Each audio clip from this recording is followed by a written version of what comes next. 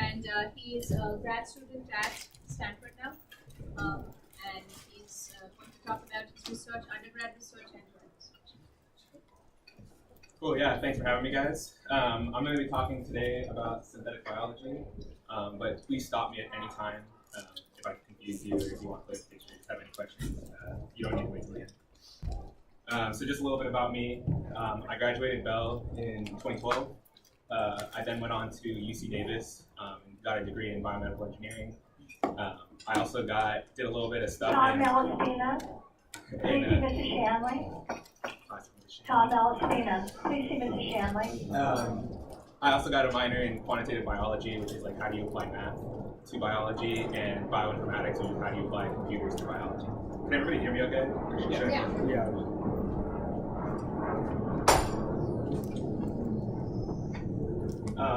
And then my dad's a business guy, so I couldn't leave until I did. So then I took a gap year the last year to do some extra research in a different field, and then just recently I started at Stanford to work on a PhD in bioengineering. So just to give you a little background of other research areas, in case anybody has any other interest that isn't synthetic biology. I worked at Integenics right after my freshman year, which is an all-in-one. They make these all-in-one sequencing machines for forensics. So what it's essentially cheek swab into the machine, and then it identifies a person in about 2 hours. I also worked at Gilead Sciences last summer, 2 summers ago, I guess now. And so they had just created an HCV cure, and we're working on a phase 3 clinical trial. HCV is hepatitis C virus. And so I helped finish up kind of that project so that they could get a new drug application to the FDA. Academically, I worked in both. I worked in synthetic biology lab for 3 years in my undergraduate. And then my gap year, I did cancer immunotherapy. And then now I'm working on CRISPR-Cas9.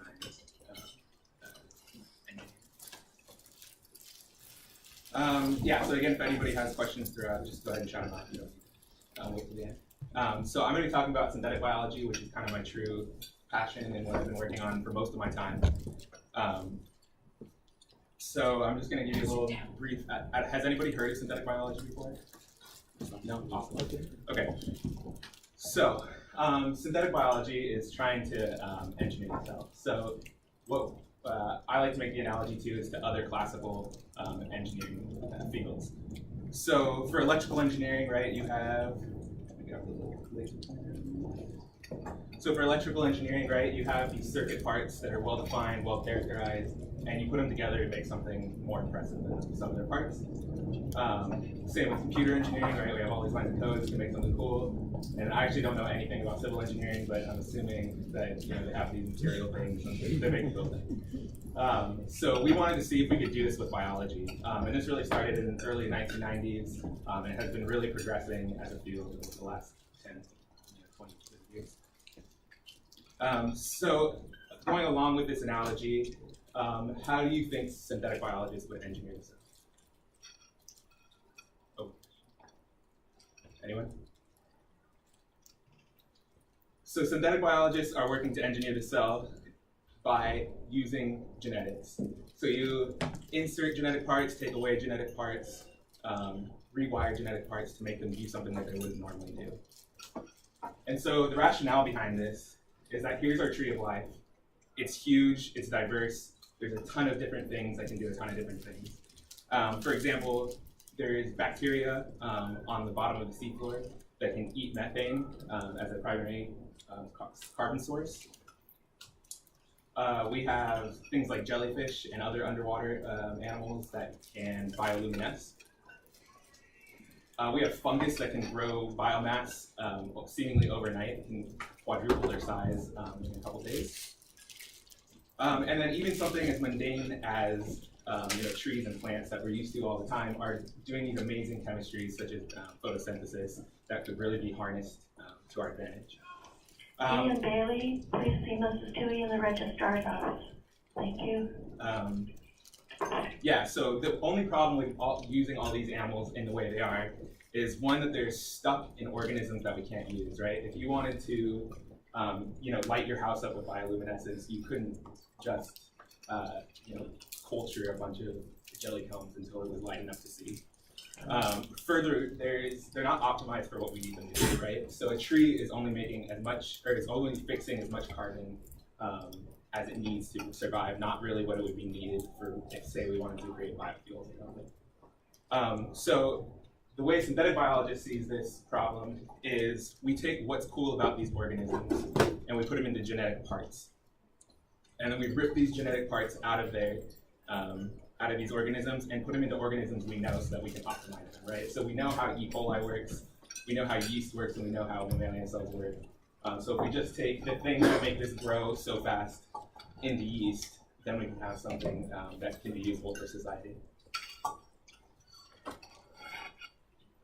So this is kind of the way we schematic the way synthetic biologists work. So genetic parts can be anything that allow us to control or change the way a cell is acting or its phenotype.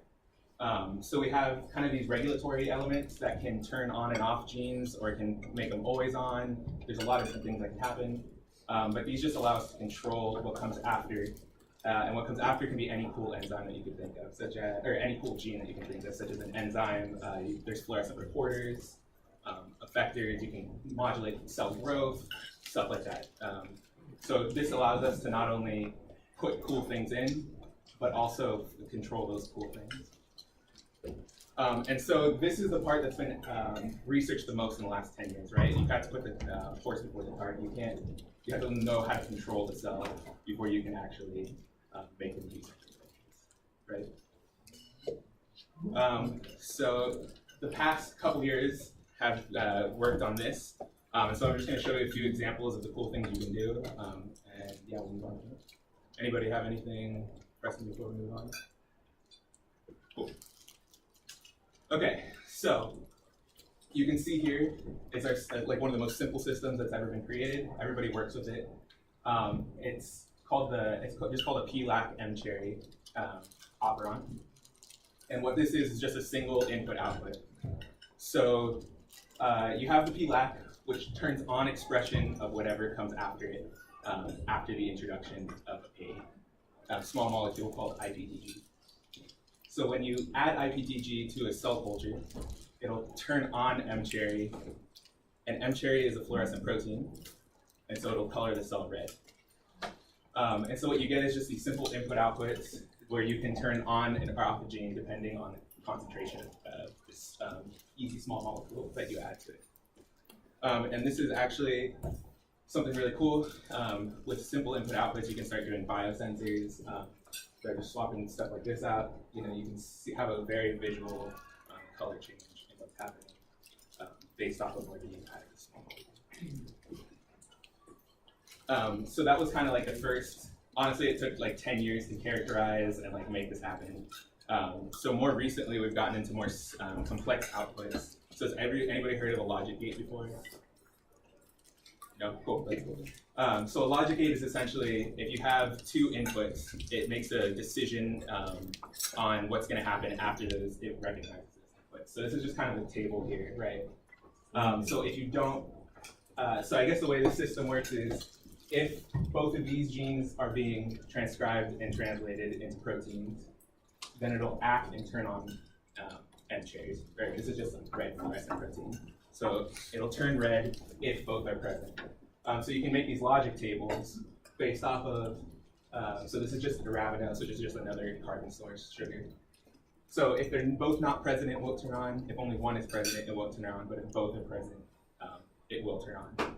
And I know this seems kind of like simple and basic, but these are really important to kind of the world around us, right? Your computers, all of the digital electronics that we have right now use logic gates. Yeah. Like with these reactions, can you guys get whatever operators you want? So like OR operator, XOR. Yeah. So I chose this one because it's most simple. Yeah. But yeah, you can do OR. Yeah. Every one of them has been made so far.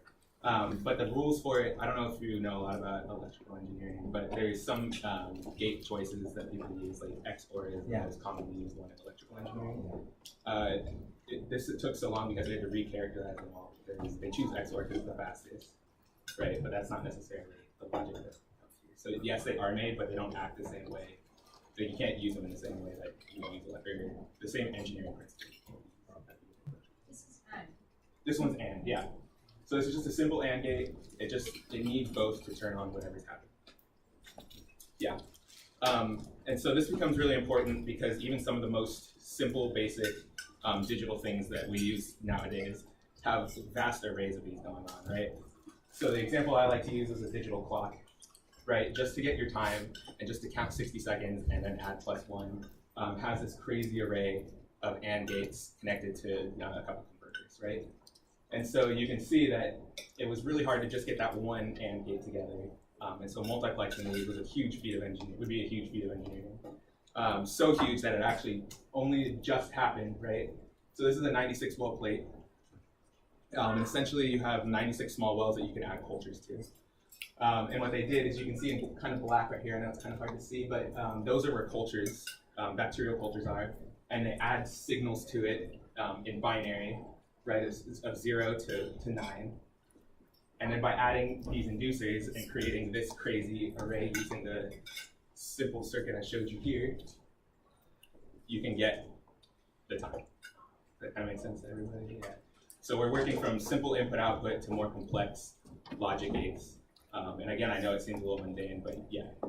So are you putting different activators in each different little thing? Yeah, so I just showed you one right here. But a number we've characterized is somewhere in the 300 to 400 range.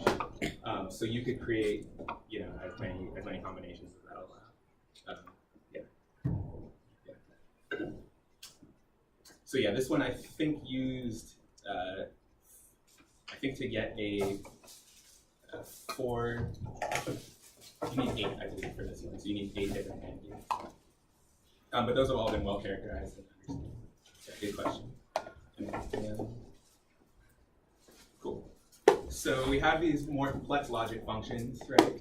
And that came from simple input-output. But now what if we need something even more complex, something analog? And so this has also been done. This is one of my favorite examples. It's really cool.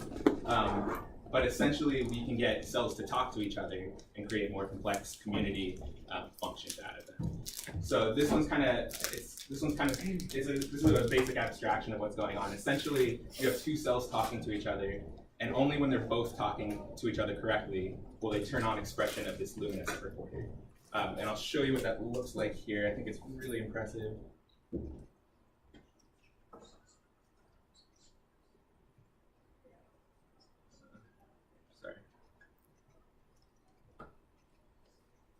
So what you're looking at here is a microfluidic chip that has cells growing at the end here, and they're pumping water through. So you're seeing old dying cells get moved away as new cells are being generated through cell division. And so you can see that by basically creating these networks where you are adding new media and these cells are talking to each other through chemical cues, you can get these oscillatory dynamics that are really important to engineering also for anybody who's worked with analog circuits knows that you need some oscillatory signals to get them to work. So at what point does it turn green? When it's like moving away? So it has nothing to do with the movement. It actually has to do with how many cells are expressing another gene that comes after this. So what's happening is they're expressing a gene and they're releasing it to the surrounding media. And other cells are picking that up and releasing more of it to the surrounding media. So it's like a signal amplification. And so you're moving media through and it's pushing some of that signal away. But as the cell density increases, it's also creating that burst effect. So you're seeing kind of that interplay to create an analog oscillatory effect, all within cells. Does that kind of answer? Yeah, thanks. I'm not connected to the Wi-Fi, but essentially, you can also get kind of spatial dynamics here, right? So you'll see, sorry, this isn't working, but you could have seen the light kind of blip across the screen, and it'll make wave-like functions in other directions. So you can control it spatially too if you start creating it in voice cells. Nathan Kensler to the attendance office, please. Nathan Kensler to the attendance office. Thank you. And just kind of the last kind of example I wanted to show you guys is we can actually even put this with electronics, right? So this one is, you can kind of ignore most of the details of it, but what I essentially want you to see is if light comes and hits the cell, it'll activate this whole gene circuit and create a black output, right? And so what you do is if you have a petri dish, right, and you put a bacteria covering the whole surface of that petri dish, and then you put a photomask on, you can actually start having them, right, in this area bacteria were hit with light, and in this area they weren't, right? So you can see that you can start creating interactions with electronic circuits. What's important with that is our entire world, everybody's got their computers right now, our entire world is built on electronics. So if we wanted to start interfacing these between devices and cells, we now have a system that allows us to do that. So are these, it seems like they are modeling a lot of the earlier basic principles of physical circuits. So are these like cheaper than circuits, or like what's the goal with trying to implement bio circuits basically? Yeah, great question. So it's essentially, we'll get to that in a second actually, but essentially it's, again, putting the horse before the cart, right? You have to be able to control the cell and know how those are going to be acting before you can do anything cool. And so the last 20 years or so have been dedicated to characterizing in what ways can we control the cell and how can we abstract that to engineering principles. And electrical engineering is a really great way of doing that, right? Because they have really awesome control systems that work really well, as everybody has in their pocket. It worked really well for us. So yeah, that's kind of what we're trying to do. Yeah, so a lot of it was just stealing from electrical circuits and seeing if we can implement it into biology. Yeah, good question. Cool. So yeah, that was all old stuff.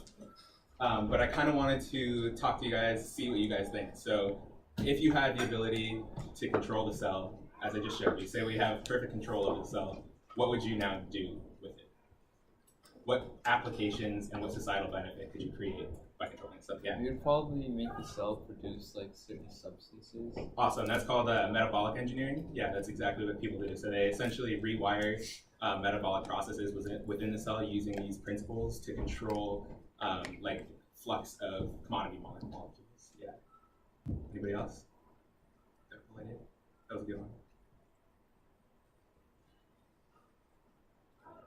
Give me a second to think. Okay, I've got a few examples here, and this is kind of what's happening right now, the latest and greatest in synthetic biology. Pretty much we know how to control the cell. We've created models, we've created everything you could think of, and so now people are like racing to see what people can do with it. So the first thing we've done is we create tools that help us understand biology, right? So this is a really complex thing, but it's called the delta notch signaling. People were wondering, how do stem cells stay stem cells, and how do stem cells decide to differentiate? And it turns out it's just through this one pathway. But it was really complex to see in old systems because there's so many things happening. So using synthetic biology, they were able to turn on and off these notch delta signals and show that stem cells will differentiate if one of them's not present, but won't if they're both present. And that was only because synthetic biology gave you the control over the cell to make that happen. Similarly, as he said over there, metabolic engineering, there's been a lot of effort in this one, especially in industry, to make all commodity molecules available in cells, right? And cells are great because they have they're low cost, first of all. Second of all, they're constant. And third of all, they only need basic carbon sources, right? So we could take a land compost and feed it to them to make something that we could really use. So that's cheap, affordable. Oh, and they're also green, right? You don't have these terrible byproducts that chemical plants often do. So two of the most famous examples are actually up there right now. So on the left is artemisinin, which is a antimalarial drug. They actually have yeast that grew this antimalarial drug. They're working on that in Berkeley right now. They actually have internships for high school students if anybody's interested. So a professor has come up with that one, and on the right is a professor at Stanford who created opiates in yeast. And so the thought there is opiates need poppy seeds, poppy plants to work with. Poppy plants can only be grown in the Middle East, which is hard to obtain for obvious reasons. So it'd be great if we didn't need the precursor from that. Another area is abiotic synthetic biology. So essentially, we tried to get the cell out into the world, and the FDA was like, no, thank you. So people have been trying to figure out how do we take kind of the circuits that we've built in the cell and put them into something different. So what you see right there is a professor at MIT has come up with a way of putting all these gene circuits into a piece of paper. And then essentially you just put the inputs onto the piece of paper and it creates the same output. But it's all without the cell, which is pretty crazy. And the area that I've been working on, if anybody has any questions after, is cell-based therapies. So these are essentially, can we engineer the cell to make decision, like can we make a cell that we can insert into a human body and they make the decision on how to cure you? And so one of the big things that have just come out, the FDA just approved what's called CAR T cells. Sorry, I thought that was something. The FDA has just approved CAR T cells, and essentially what you're doing is you're engineering your own immune system, putting it back into your body, and it makes the decision on how to kill blood cancers. So that's been a really cool update. Probiotics are also another really cool one, right? Everybody's eating those yogurts and taking those pills or whatever to stop having diarrhea or whatever. And so another big question is how do we engineer cells to increase the efficiency of those implants into your system? And then another thing that just got actually clinical trial approval yesterday is inserting islet cells back into your body. So islet cells are what control glucose uptake in your body, and so people with diabetes have dysbiosis of these islet cells, and so we can insert cells that are resensitive to glucose and respond correctly using insulin. We can effectively cure diabetes just in some of these simple circumstances. And then some of the crazier ones, there's now CAD. Everybody wants to design it in a computer, and then it just tells you what to do. So people have been working on that. Then we have new control systems. Everything I showed you was protein-based, right? Everything is controlled by a protein being expressed and stopping or starting other proteins from being expressed. People have now done it in RNA, so that's a lot quicker. Proteins are expensive to the cell, like metabolically, it makes it tired, and they're slow. So this allows you to speed it up and be less harmful to the cell. Something that's really cool that's starting to come up too, and is, if you're interested, I know a few people who are working on it in the Bay Area, is architecture. So people are thinking, how do we create cells, or create really organisms that improve the way humans interact with the environment. So this is a glowing tree, right? And instead of making this huge infrastructure investments to put electricity and everything under the ground, why not just make a tree that glows and we don't need to put street lights on it? It's that kind of idea. Same with live materials, right? That's a fungus-grown chair right there. So it's mushrooms that they've engineered to grow into the shape of a chair. So that's also the Bay Area. We'll see what happens there. And then one of the other really cool things is CRISPR right now. I'm sure everybody's kind of heard of it at some point. It's just it's a new gene editing. It's the most programmable gene editing technique that's happening. It's what I'm working on right now. So that's been pretty cool. And then green technology, right? That's a huge one. So people are trying to work on putting methane-eating bacteria that can, create some kind of, you could put it into those commodity molecules that I showed you earlier. So that, can take some of the effects of global warming out of the air. Same with the biofuels, algae that are taking up sun and turning it directly into fuel, so closing the loop on the carbon cycle. And then I just wanted to give you a little bit of, so the future's pretty cool for synthetic biology, but there's also things that we have to consider, and that the next generation of scientists such as us are going to be having to kind of grapple with. So there's some really good things that are coming out of it, right? There's ideas of you can make everything you have locally, right? So the idea is that if you need an antibiotic, you just go to your local pharmacy and they grow it for you, and we no longer need these huge chemical plants and huge distribution pipelines to get it out.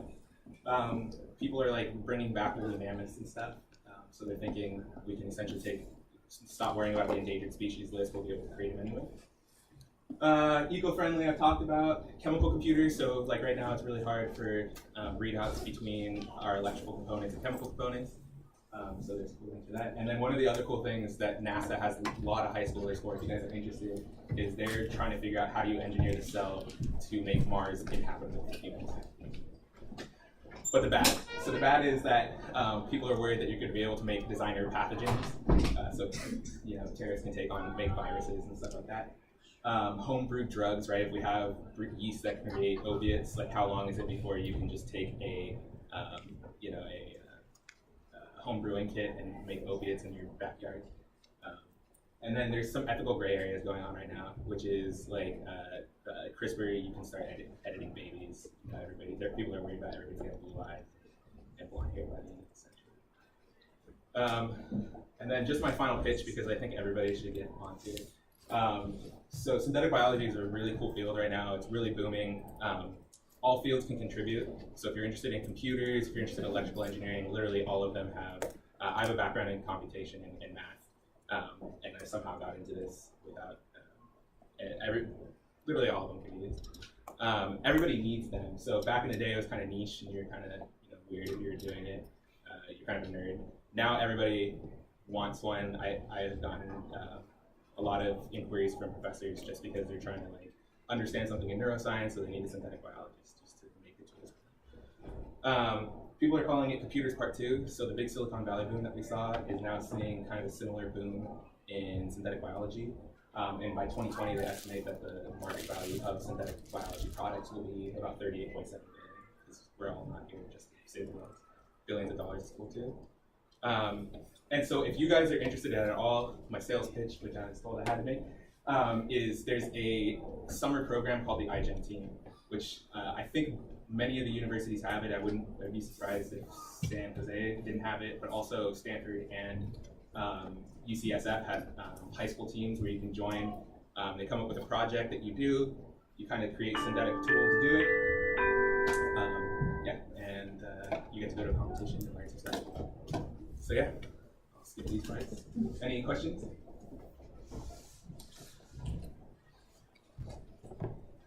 Cool. Well, there's my email address. Anybody who wants to talk about anything, I'm open to talk about. I've just gone through the process of going through it all, so I'd be happy to talk to schools or research or anything. Thank you so much.